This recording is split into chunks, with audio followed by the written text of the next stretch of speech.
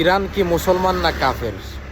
কিছু কিছু মানুষ এই মুহূর্তে এই আলোচনাটা সামনে নিয়ে আসতেছে। আমার কথা হইলো, প্রথমেই ইরানের উচিত এদের উপর মিসাইল মারা, কারণ এরা হইল ভিতরের শত্রু।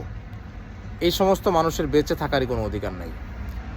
এইসব ব্যাপারে আমি আসলে কথা বলতাম না, কিন্তু আমাকে কথা বলতে বলছে কয়েকজন যে ভাই এই ব্যাপারটা নিয়ে একটু কথা বলেন।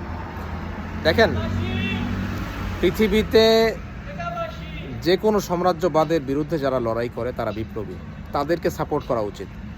আমেরিকা একমাত্র শক্তি যেটা সারা পৃথিবীকে শোষণ করতেছে। তো এইটার বিরুদ্ধে যেই দাঁড়ায়, সেটা চীন দাঁড়াক, ইরান দাঁড়াক, রাশিয়া দাঁড়াক, তাকে সাপোর্ট করা উচিত।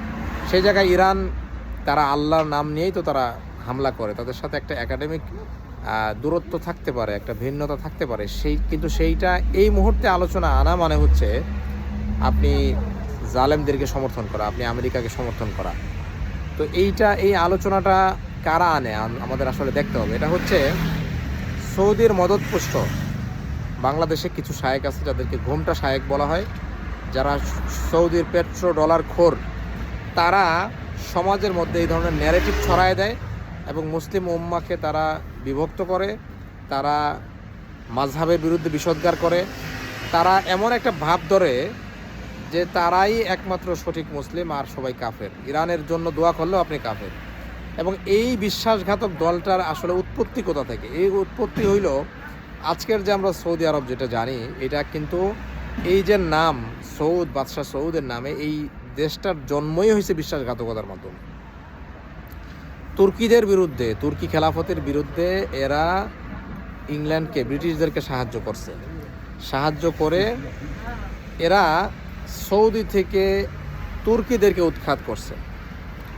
তুরস্ক থেকে মদিনা পর্যন্ত সরাসরি রেল লাইন ছিল, যেখান থেকে তুর্কি সৈন্যরা আসতে পারত।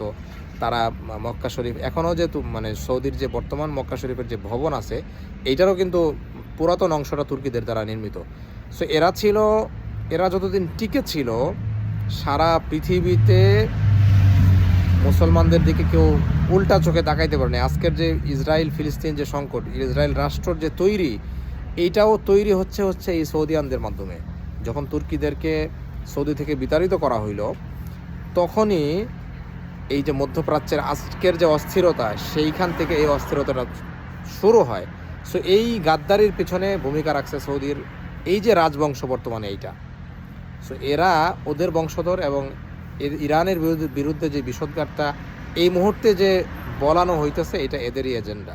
সো এই ধরনের কথা যারা বলবে তাদের থেকে দূরে থাকেন, তাদেরকে বয়কট করেন, এদেরকে না বলেন। ইরান জিন্দাবাদ। আল্লাহ হাফেজ।